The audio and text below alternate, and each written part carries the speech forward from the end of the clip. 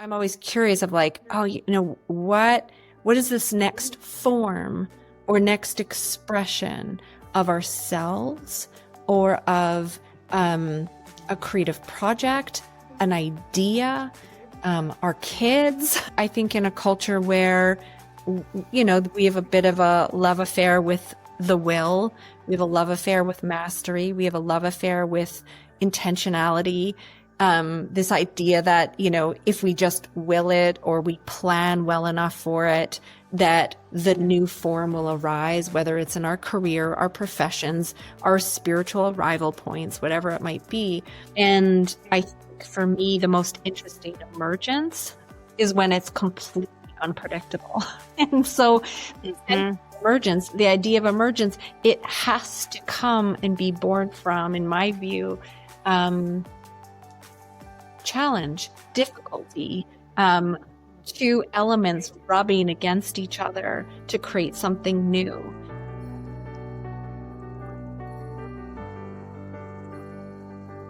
Hi, and welcome to Feeling Beings Who Think. My name is Ariane Rice, and today's conversation takes me and us into some wild places. Places I had literally never heard of before, as well as one of my favorite places, the interconnectedness between leadership and spirituality. All with my guest, Jennifer England, who I am delighted to introduce you to. I discovered Jennifer's work through her brilliant podcast, The Tension of Emergence, where she too curates a unique conversational guest list exploring leadership in our life and our work.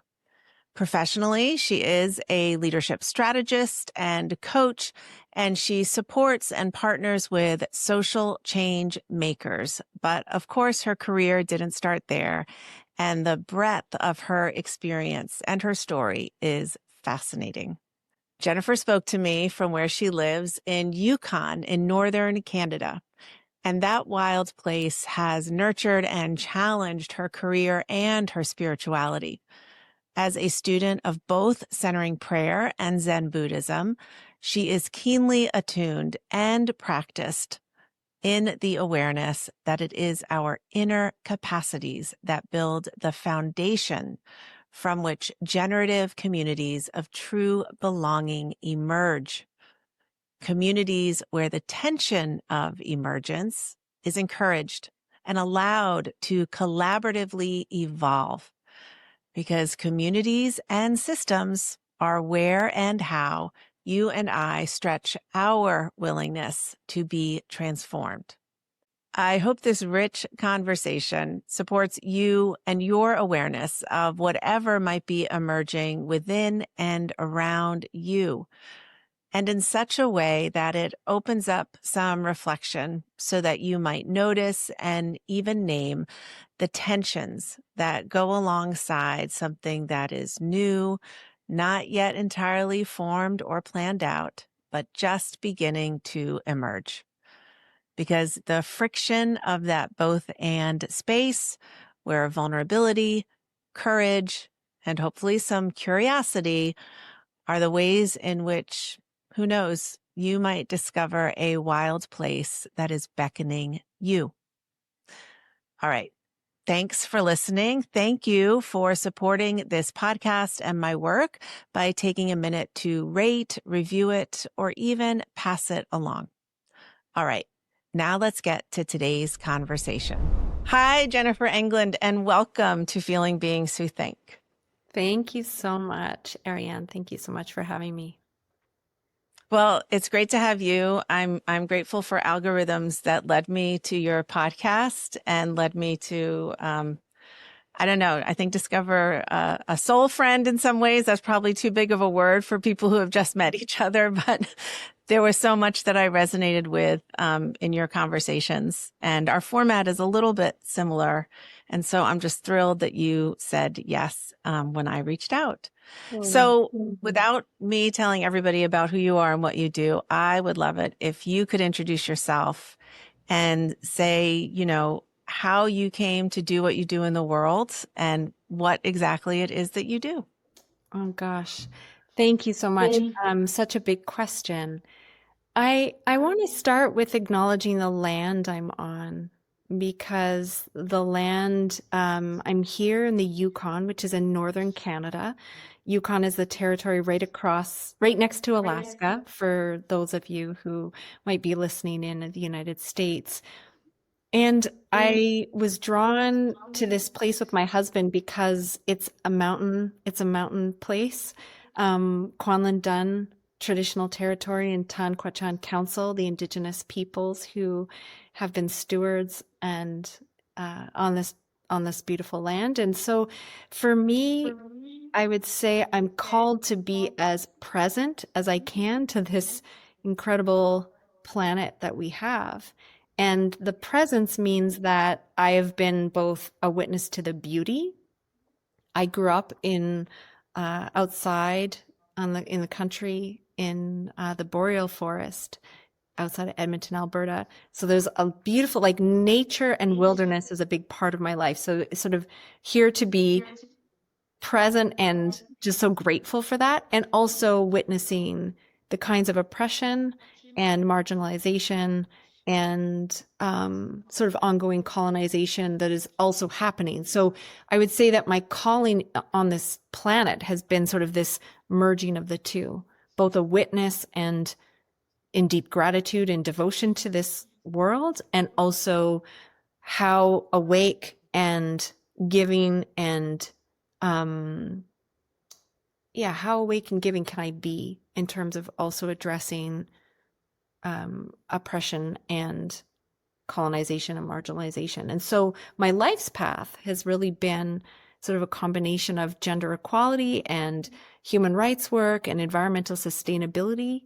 And so that is woven out throughout my entire life in a combination of frontline work, and then as a senior executive in leading a gender equality department in the public service in the Canadian context, and then most recently as a leadership coach to social change makers, as well as a writer and a podcast host. As you mentioned, I host the podcast Tension of Emergence. So all of these weave together and inform sort of this ongoing practice of both being deeply present and also what is right action? What can I do and contribute that brings my own sense of interconnectedness more alive? Well, I think that was a beautifully fulfilling answer to a rich question. And there's lots of threads there for me. I love it how when people who are anyway in the leadership coaching space, there's always a path that's gotten them there. No coach says, when I was 18, I decided to go to college and get a degree in how to be a coach. So, and usually the same for clergy, actually, too. Mm-hmm. So I think I would like to know a little bit about what the first stirrings of environmental call and being a part of that. How did that come about in your young adult life? Of the environmental side of things. Whichever sort of started when you were about to leave home and thinking, this is what I want to be. This is how I want to show up in the world. Oh gosh. I think the earliest thing is I wanted to be a wolf biologist. Wolf biologist, honestly. Yeah, and that took me through science. It took me to science at Queen's University in Ontario, Canada. And I started in science for the first couple of years. I loved being in the wilderness. I had spent a couple of summers with my father in the high Arctic on Ellesmere Island doing field work as a teenager. Wow. And so I was used to living in tents, being taken around by helicopters and dropped onto the tundra, and living with musk oxen and wolves, and just that was sort of the world that I felt really drawn to. And I loved animals, and so I thought I thought science was going to be my thing because I wanted to save the world and save the planet. And at that time, in the early 90s, that was the time of, aspects of climate change were becoming more known at that time. But then I did 2 years of science and I hated it. I hated it because my creative mind couldn't write or express, and I really needed full freedom in the connection between what was in my mind and what needed to be on a page. And so in some ways, which now I identify more as a writer as part of my vocation, but writing took me back into the arts. And then I pursued a human geography degree and then later feminist geography in graduate school and then frontline work in the area of gender equality. So I really a quite a big pivot from science into the world where culture and politics met landscape. And it was really cultural questions and political questions that were driving my earliest years. I don't know what human geography is. When you Uh, say that phrase, I don't even know what that means. Yeah, human geography, and I'm no longer a geographer, but it's the connection between people and land, how people use Hmm. land for safety, for resources, how they've been shaped by land. So it's how different, it's like if you went to Vietnam or you went to the high Arctic or you decide to go to Colombia. I mean, everywhere there's a different expression of culture and relationship to the land. And so for me, that was always super interesting, as well as all the, political challenges that come with it in terms of multinational corporations controlling land and how people resisted. That was super interesting to me. So yeah, those were the earliest days. Some of the questions Well, like, even when you said high Arctic, I'm like, high Arctic? I just thought there was the Arctic. yeah, And I'm sitting here picturing, because you said, being dropped as a teenager in the high Arctic. And I'm picturing this young girl with her dad and like ice and silence and huge space. yeah. And when you're talking about this, connection with the space, Hmm. human, what was that experience like? I mean, that's a very unusual experience. Yeah, it's funny you asked that because I'm writing a book at this moment and there's a little vignette that where I first encountered silence. And my first deep encounter with silence was in the high Arctic. Because when there's no trees, so for listeners, if you're like, what is the Arctic? I mean, feel free, Google Ellesmere Island. That it is incredible, but there, you're dropped into this massive expanse of valleys and rivers and huge mountains, and there are no trees. So, it's not barren. Like there's such a life there because you have rich valleys of vegetation and then you have muskox and wolves and caribou, fox, lemmings, all sorts of animals, but there is no towns, there are no roads, there are no people. Traditional Inuit traditional territory. Yeah, so that it was really comforting in a way. There's this like encounter with the landscape that is so rich and deep. And it's also, you got to work your butt off to stay warm, to feed yourself, to deal with the elements. You are so exposed. So it's this like amazing paradox between exposure and vulnerability and then incredible sort of a feeling of coming home. And yeah, it was the place where I first encountered the deepest, loudest silence that I've ever encountered. I feel like there are people like me who crave that kind of silence, and it would never occur to us to think of Arctic. I Hmm. think of desert. I guess, spaces I'm more familiar with. Yeah, sure. I guess the assumption is that nobody can just be in the Arctic, but you can. You just, like you said, have to really prepare for it. It must have also like shaped your relationship with time. I mean, I think it gives you, yeah, I would say that is true because in the high Arctic in the summer, I mean, it's sun is up 24/7. And at that time in the 90s, there were no cell phones. I mean, now people have satellite phones and you can get Wi-Fi if you're in a research camp, but it was still the time of kind of more analog, for those with Boomer and Gen X sort of who grew up who might be listening. And so time is you're really on a rhythm. You're waking up when, sort of the day kicks up for the research camp. I was in research camps and, you're following just a rhythm of eating and then preparing for long walks and going for long walks and doing your data collection and then you're coming back to camp and having your supper, but the sun is up, and so there's just this sense of expansiveness with time, and the days feel so long, and so much happens in it, even though none of that is around the intake of information. It's more of the experience of fully feeling with your whole body, mind, and spirit a land that is you're getting to know. And so everything feels, yeah, wider, more spacious. And the taste of that, a time, a kind of a deep, in a way, it's sort of like a taste of deep time where, Mhm. that is very familiar when anytime I'm in the wilderness. Do you have a practice of having time apart, silent retreat? Do you maintain that? We maintain that. Well, we hunt. And so we hunt in the winter.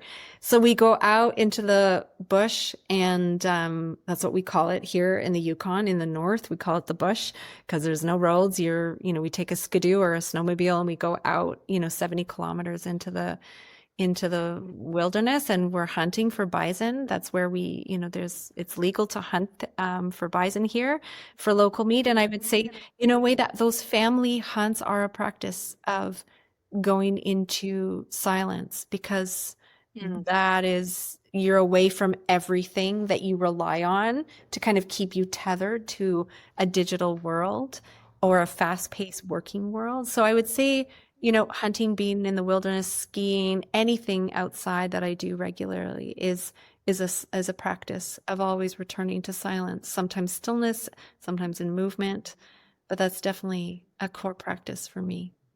I'm sure all of this informs the title of your podcast. The Tension of Emergence is something I'd love you to unpack a little bit.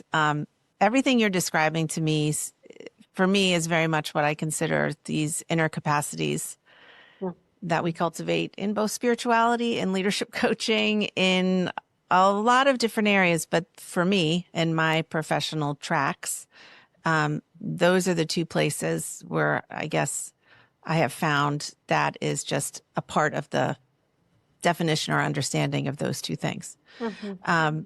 So I'd just be curious to kind of hear about your spirituality, if you even use that word. I'd be curious to hear about that word emergence and what it means for you and why you paired it with tension. Yeah, just a little bit of how all of this informs getting to that. Mm-hmm. Well, maybe I'll start with your question about the podcast title. I mean, I think for me, emergence, I'm always curious about the process of transformation in all its forms. And, when it's hard and when it's sticky and when it's difficult, or when life serves us up something that is unpredictable and heart-wrenching or tragic, or all the all the hardest things. So I mean, I'm always curious of like, oh, what is this next form or next expression of ourselves, or of a creative project, an idea, our kids. I think in a culture where we have a bit of a love affair with the will, we have a love affair with mastery, we have a love affair with intentionality.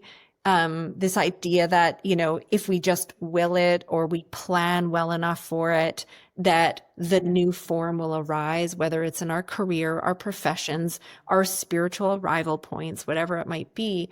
And I think for me, the most interesting emergence is when it's completely unpredictable. And so Mhm. emergence, the idea of emergence, it has to come and be born from, in my view, um, challenge, difficulty, two elements rubbing against each other to create something new. And so I think that, that word for me brings a depth and a richness to my curiosity. It feels really fulfilling. I liked how you talked about, our desire for mastery.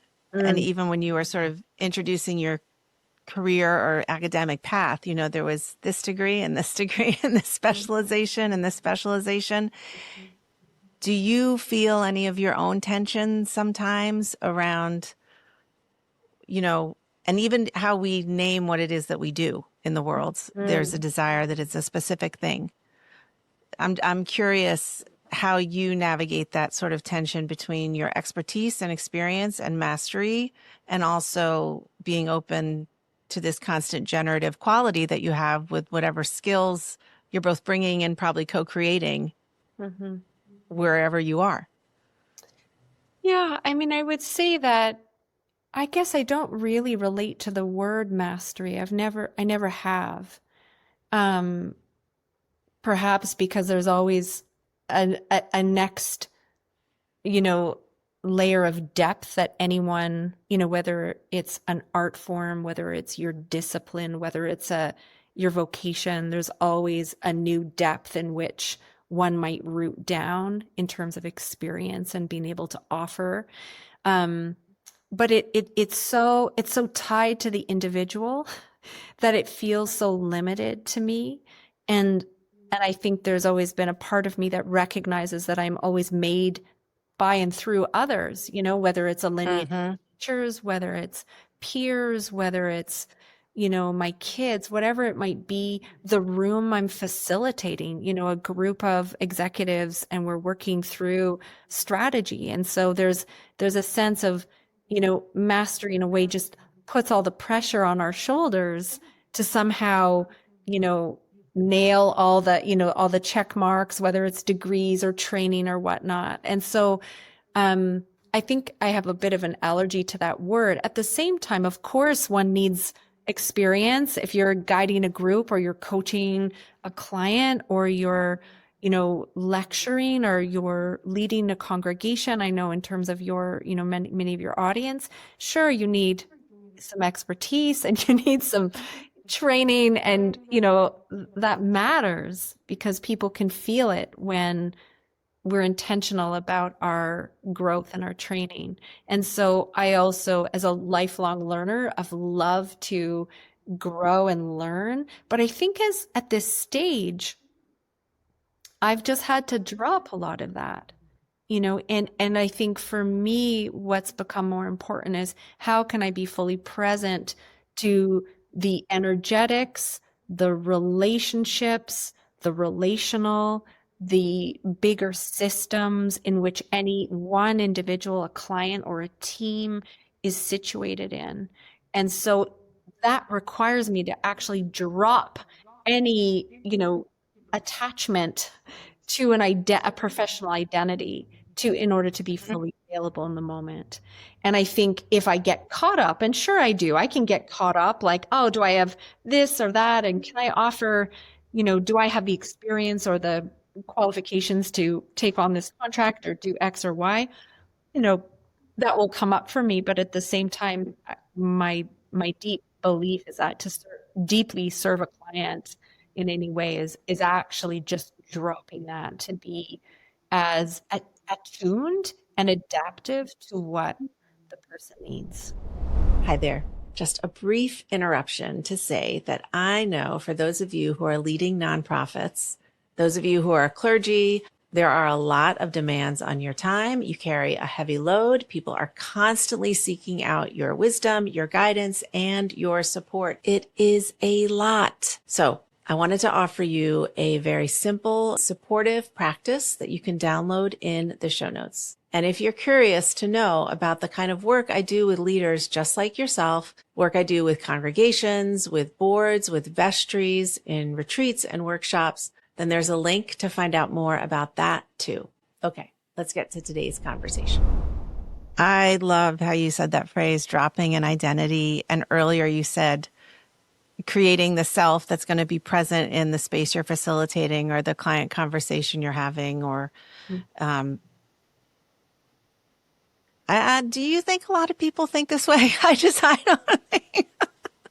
I find, if anything, identities, it's very vulnerable. It's a very vulnerable feeling to go into a space and be okay dropping an identity. And so I'm curious how you experienced that or maybe moved through getting to this place of comfort in yourself. Gosh, lots of tension. That's, speaking of that word, I mean, many confrontations. I think, to be really honest, I think we don't lose, um, we can't loosen our grip with identity unless there's been confrontations, whether those are external or internal. You know, when you are asserting, when you find yourself subtly asserting your expertise or your advice or your assumption of how things should go. And of course, that happens to all of us. We all have an ego that will continue to happen. But the confrontation, is when the world can give you feedback and you can see in the moment, oh, I was attached to showing up in a particular way. I wanted to be smart. I wanted to be seen as competent. I wanted to be seen as, someone who can solve a problem, or serve a client's needs, however it might be, um, it often backfires in these really interesting ways because if we're attached to a certain way of showing up, we miss a lot. We miss the most important things that are happening in the room. And so as the world gives you feedback, oh wow, I missed that. I was so attached to my way of, wanting to show up in a particular way. When the world gives you feedback to say, you know what, actually that got you into trouble. So I would say countless confrontations with that over time. And then I think as time goes on, a real practice of, and I credit this to meditation practice in, both centering prayer and the mystical Christian tradition, but also Zen, is constantly letting go, and over and over and over and over again. And what becomes available to us when we are able to let go, not that the thoughts don't keep coming or the sense of identity might keep reasserting itself, but the actual practice of just not gripping in the moment. And when I can do that, my experience is I can be far more available. I can be far more present. And then in relationship that's intimate and can hopefully generate right response. Um, and of course, if it doesn't, I can then adjust, whatever my response is if it doesn't land.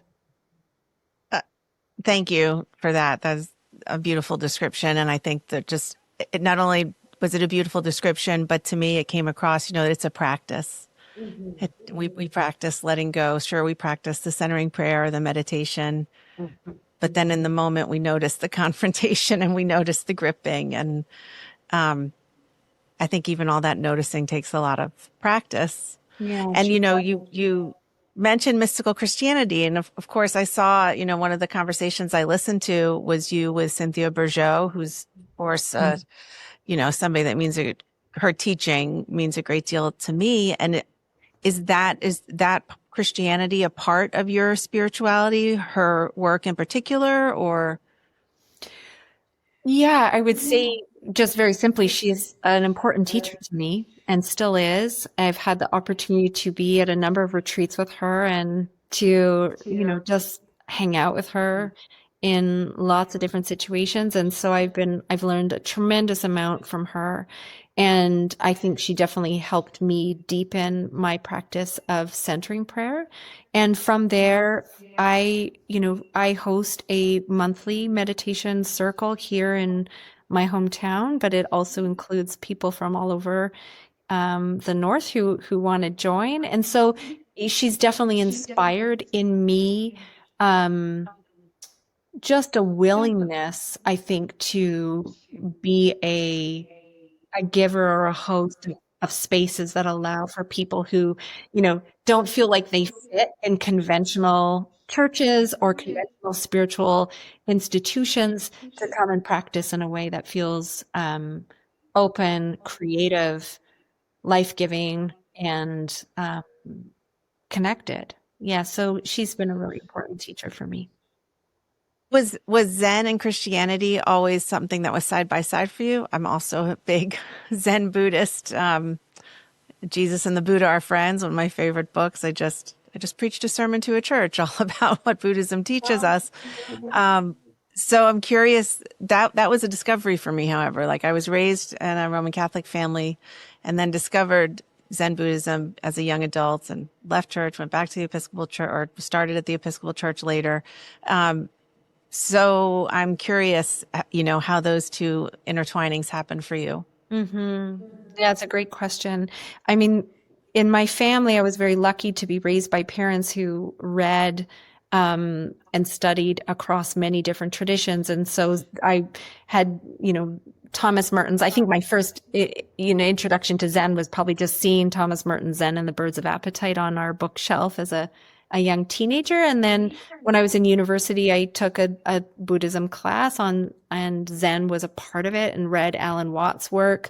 And so Zen was always in the background, but I didn't really come around to it in any serious way until I would say my kind of late 30s. It was much later. And that's when I met another teacher who's really important to me, Diane Musho Hamilton, who is the co-founder of Two Arrows Zen in Salt Lake City, with her husband, Michael Zimmerman, Mugako Zimmerman. And so for me, when I met, Musho Roshi, then I really, something lit up in me. And I can tell in just speaking to you in this moment, like my legs are tingling, which is such a beautiful sign, in terms of what our bodies know and our minds may not fully be able to grasp. But I definitely saw something in her that was also, it's so interesting. They're both two women, spiritual teachers, Cynthia and Musho Roshi. And then I began studying with Musho Roshi. So I've been studying with her for about 5 years. Very a dedicated practice in the Zen lineage. And I guess the question of, how do those two come together? They're like rivers, the rivers of the same tributary, the same headwaters of love and compassion. And for me, they complement one another. And there's very strong similarities between Zen meditation and centering prayer because they're both formless practices of meditation. And while there are unique differences, they both enrich me deeply. Yes, I mean the word non-duality is what flew into my head as you were saying that. They're practices that cultivate non-dualistic thinking, not binary and no polarities and all those words. And yet, I just recently watched Cynthia Bourgeault talking. I was just flipping through interesting lectures that you can see on YouTube. And, she was saying we are in the gripping phase of duality. We're in this trying to hold on. And I'm curious, I'm sure your work now in some ways is addressing that. You're bringing a certain ethos and mindset and sensitivity and sensibility to raising up and nurturing other leaders as well as yourself and bringing your work into the world. Mm-hmm. How do you engage with the, very real difficulties in doing that right now? Because it does seem to me that I don't feel like we've gone backwards because I don't really know that you can go backwards, but it does seem that there is a real interest in not having expansive thought and certainly wanting to be far more interested in categorization and duality and separation and will and mastery and all these sorts of things that really divide and separate versus that expansive, unitive way of being. Mm-hmm. That's kind of a rambling question, Jennifer, so I appreciate you Yeah. finding my curiosity in there. Well, what I hear in your question is, how do you navigate this sort of increasing the the increasing distance between people? I mean, in some ways it's in some ways an illusion and it's in some ways real. It's both and. And so I think the challenge of social media has definitely exacerbated a certain way of seeing the world in a dualistic frame, us, them, right, wrong, red, blue. Um, yeah, so it is both an illusion and it's both very, very real. And I think for me, much of my work is around how do we as humans relate with more honesty, with kindness, and with courage, and find a way to be with our differences in a way that brings us closer together. And that has been, I mean, I think that's the work. It is the work of how do we bring really diverse teams, families, congregations, communities, nations, and how do we do the messy work of emerging into what Cynthia would call a new stage of consciousness, or Ken Wilber would say, with multiple stages of consciousness, people in very different places. And that's the work, and it is, yeah. I'm curious if you have a story of that, of an experience in your recent past, maybe where, you really experienced that or participated in that or led that or. I think I could, I think what I might share is just how touching it is to be a part of a group of people who all are for each other. And when we have, so in my Zen Sangha, which is out of 2 Hours Zen, I mean, one of our sort of group core agreements is to be for each other and to, no matter what. And I think my experience is, when you don't get along with someone or someone's pissed you off or you have a tension, it's just so easy to other and distance them. And if I can remember that I'm for them, or remember a moment where I laughed with them, or I enjoyed doing dishes with them in the kitchen, or just sat quietly with them in the Zendo, whatever it might be, then it's so much easier to go into hard conversations, the ones that are needed on everyday living, just the grist of ordinary life, not even the big things. Like you said something in a way that pissed me off or triggered something in me, whatever it might be. And I think that just the experience of being explicit about some core agreements about how we are together goes so far to then softening our egos, my own reactivity, my own defensiveness, my own desire to contract my heart and to sink back into protection, whatever it might be, to be able to just even move towards that human, that individual, and being able to give feedback in a way that's kind, is deeply for them. And I think, you can see that we've lost that.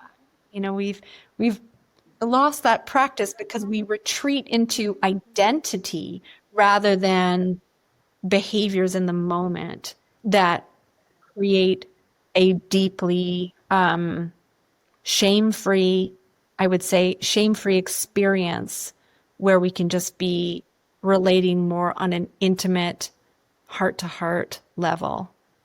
Because I think there's just so much shame. Like our whole entertainment system, which also includes our political domain at this time, is fanned by flame. And I can see you have Brene Brown's Daring Greatly behind you on your bookshelf. Mm-hmm.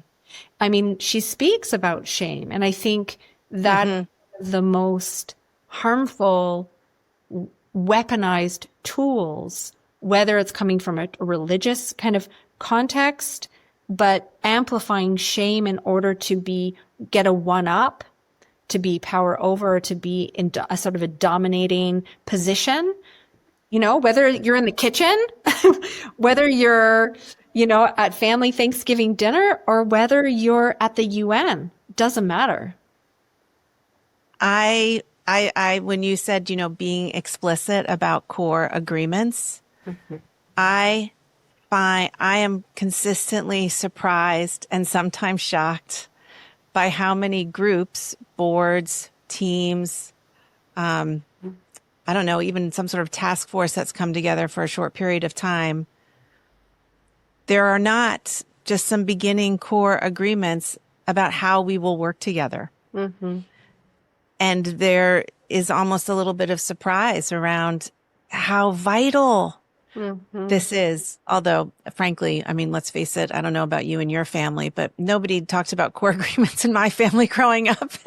Yeah, right. Lord knows, I learned that separately.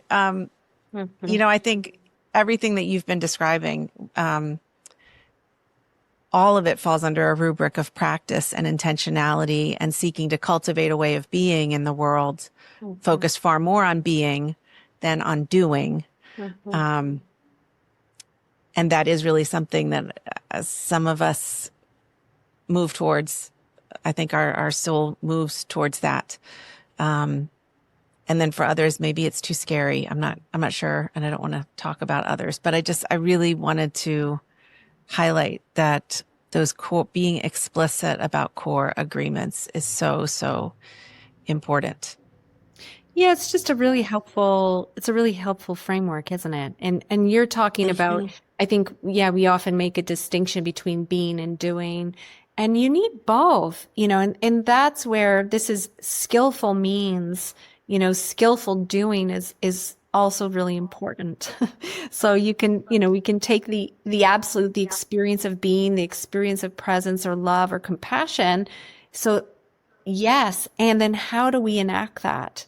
And where the tension or the friction is, where worldviews collide, where values collide, where different ways of doing things or identities, that's the tension in which our work is most needed.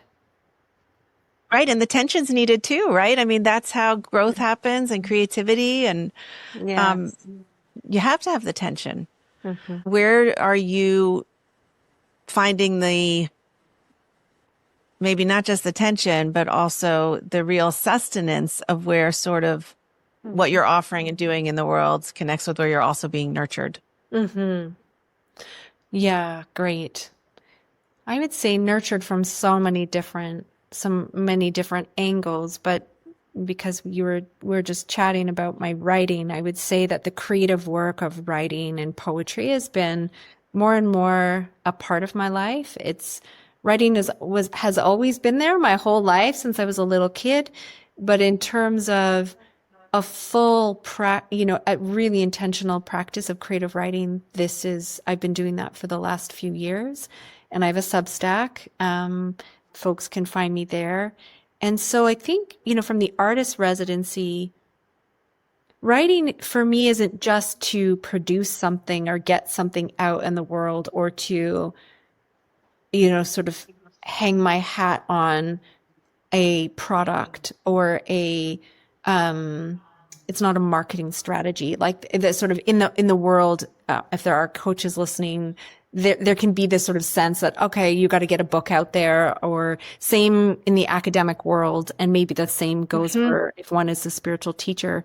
But for me, it's meeting the creative imagination in its wildest form and being a totally open conduit for whatever wants to come through.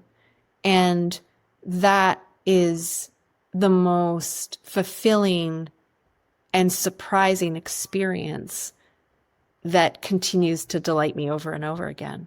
Are there places where you want people to go to find you and find more of your work? We certainly mentioned your podcast, Tension of Emergence. Yeah, you can find me Substack. It's called Evolve, and with Jennifer England, so that you can find me there. And of course, yeah, the podcast you've mentioned. I want to thank you so much for creating this conversation with me. It's been a real pleasure for me. So thank you.